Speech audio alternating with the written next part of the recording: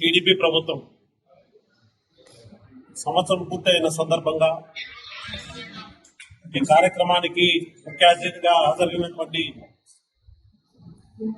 Hindupur parliament incharge అధికార ప్రతినిధి రమేష్ కుమార్ రెడ్డి గారి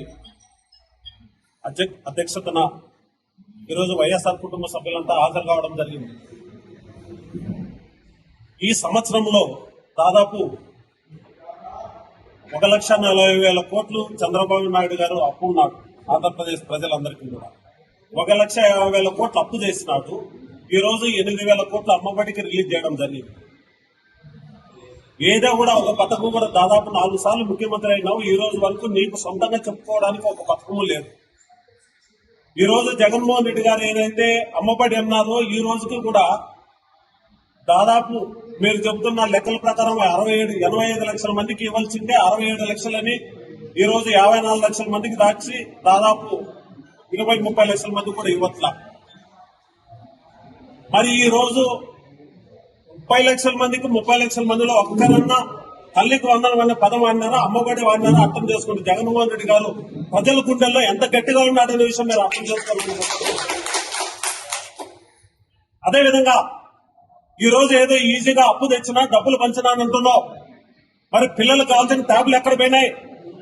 స్కూల్ ఈ రోజు నాడు నేడు కార్యక్రమంలో ప్రైవేటు స్కూళ్లకు ధీటుగా దాదాపు 40,000 స్కూళ్లు రెనోవేట్ చేసి 15,000 కోట్లు ఖర్చు పెట్టిన జగన్మోహన్ రెడ్డి ఎక్కడ?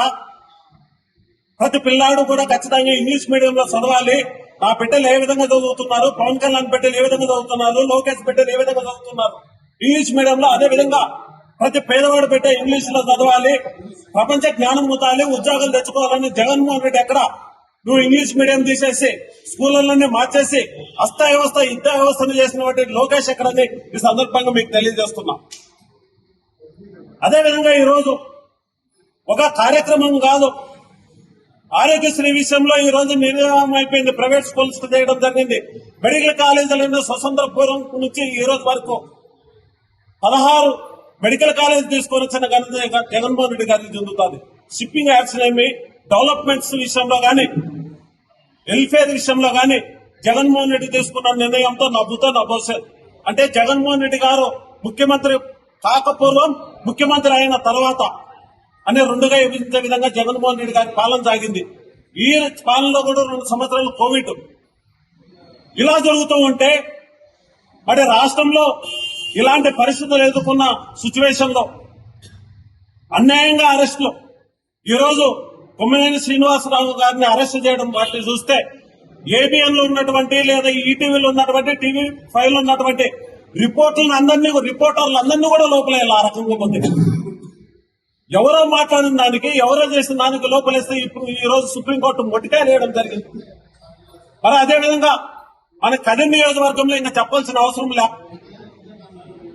ఈ రోజు ఎన్ని అరెస్టులు స్టార్ట్ అయినాయి. విశ్వనాథ్ ఎంపీ సర్పంచ్ నుంచి స్టార్ట్ అయ్యి అంజాద్ వరకు దాదాపు 40 మంది 30-40 మందిని లోపల వేయడమే కాకుండా ఈ రోజు బాబ్జాన్ అనే వ్యక్తి టౌన్ ప్రెసిడెంట్ 2021 వరకు బాబ్జాన్ అనే వ్యక్తి మంచి వ్యక్తి.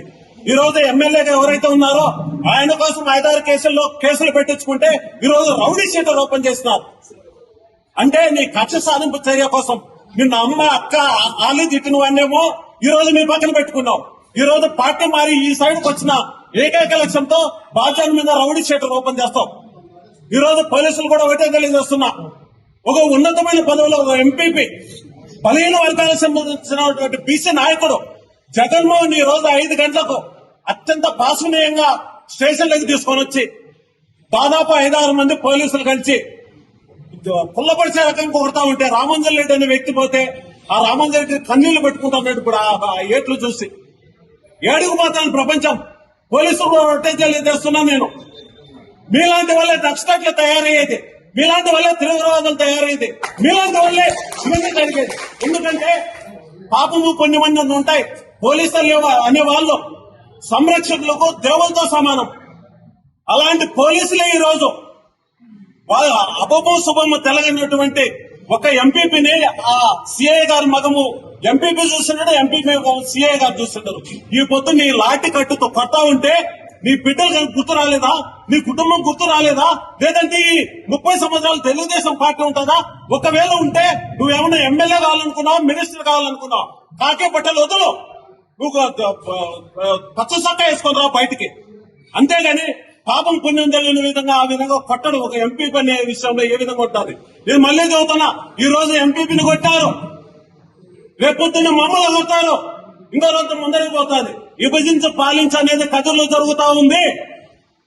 కొజ్జాలన్నా భరిస్తున్నారు అనుకున్నారేమో, లేదంటే మునమపులన్నా భరిస్తున్నారు అనుకున్నామో. ఒక్కసారిగా తిరగబడితే పోలీస్ స్టేషన్లు చాలు, సబ్ జైలు చాలు, ఈ విధంగా ముందరికి తీసుకుని పోతే ఖచ్చితంగా అందరం తిరగబడతాం. ఇప్పుడే చదువుతున్నాను నేను, ఈ జగన్ ఎవరైతే ఇప్పుడు లోపల పెట్టారో ఇప్పటికిప్పుడు నేనే పోతున్నా స్టేషన్ దగ్గరికి. నాతో పాటు ఎంతమంది వస్తారో అలాంటి మొత్తం లోపల జైల్లో పడదాం. అంతేగాని ఇది అన్యాయంగా ఇట్లా చేసుకుంటూ పోతే, ఎక్కడో దగ్గర మొదలు కాకుండా పోతే ఖచ్చితంగా మన అందరూ ప్రాణాలు కోల్పోవాల్సింది వస్తుంది, ప్రతి ఒక్కరూ అవమానాలు పడాల్సింది వస్తుంది. జరగబోయే రోజుల్లో ప్రతి ఒక్కరూ కూడా ఈ యొక్క అన్యాయంగా ఎదుర్కోకపోతే ఇబ్బంది అవుతుందని సందర్భంగా తెలియజేస్తూ, ఖచ్చితంగా ఇలాంటి వాటిలో పోలీసు వాళ్ళు కూడా మళ్ళీ చూస్తున్నాం, ఎల్లవేళలో ఒకటే గవర్నమెంట్ ఉండదు. మీరనే వాళ్ళ పక్షపాత ధోరణి అవలంబించద్దండి. ఒకవేళ మీకు ఏదైనా ప్రెజర్ ఉంటే కేసులు పెట్టే, ఒకవేళ మీ ప్రజలను తట్టుకోవడానికి కేసులు పెట్టండి, లోపల ఏంటి కాదల్లా. ఈ రకంగా కొట్టడం ఏందా? గొడ్డును కొట్టినట్టు కొట్టడం అంటే నువ్వు ఏ ఆలోచనలు ఉన్నారు మీరు పోలీసు వాళ్ళు? ఇది పద్ధతి కాదు. ఎట్టి పరిస్థితుల్లో దయచేసి ఇలాంటివి మానుకోకుండా పోతే జరగబోయే రోజుల్లో వైఎస్ఆర్ కాంగ్రెస్ పార్టీ కార్యకర్తలంతా తలుచుకుంటే కదిరి అడ్డుగుండం అవుతుందనే సందర్భంగా మీ అందరికీ తెలియజేస్తున్నా.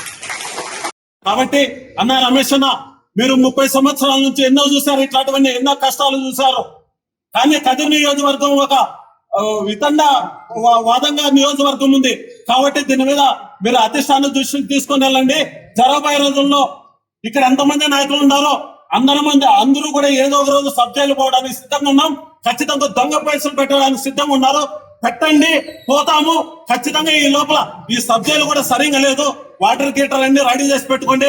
రేపొద్దున్నే మీరందరూ కూడా మళ్ళీ అదే జైలు పోవాలని సందర్భంగా మీ అందరికీ తెలియజేస్తున్నారు. ఆపండి. ఇప్పటికే చాలా వరకు చాలా చేసినారు. ప్రెస్ మీట్లు పెట్టి ఎట్లా గుర్తు అట్లా మాట్లాడుతున్నారు. ఒక ప్రజాప్రతినిధి ఎండుకొని ఈరోజు అధికార పార్టీలో ఉన్నట్టు ఎమ్మెల్యే ఎండుకొని తన నోటికి ఎంత వస్తే అంత మాట్లాడినా కూడా ఎవరు మాట్లాడలేదు అనుకుంటున్నారేమో. ఎప్పటికీ నిశ్శబ్దం అనేది చాలా గొప్పగా ఉంటది.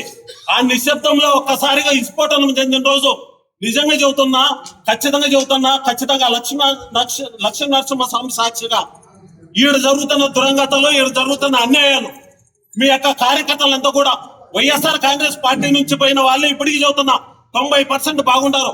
ఈ రోజు తెలుగుదేశం పార్టీ వాళ్ళను ఓన్లీ ఉపయోగించుకుంటున్నారు. రేపు పొద్దున్నే మళ్ళీ మా గవర్నమెంట్ వస్తే మళ్ళీ మీకే ఇబ్బంది అవుతుందనే సందర్భంగా తెలియజేస్తూ, ఖచ్చితంగా ఇలాంటి అన్యాయాలను అరికట్టడానికి మేమంతా సిద్ధంగా ఉన్నామనే సందర్భంగా తెలియజేస్తున్నా. ధన్యవాదాలు.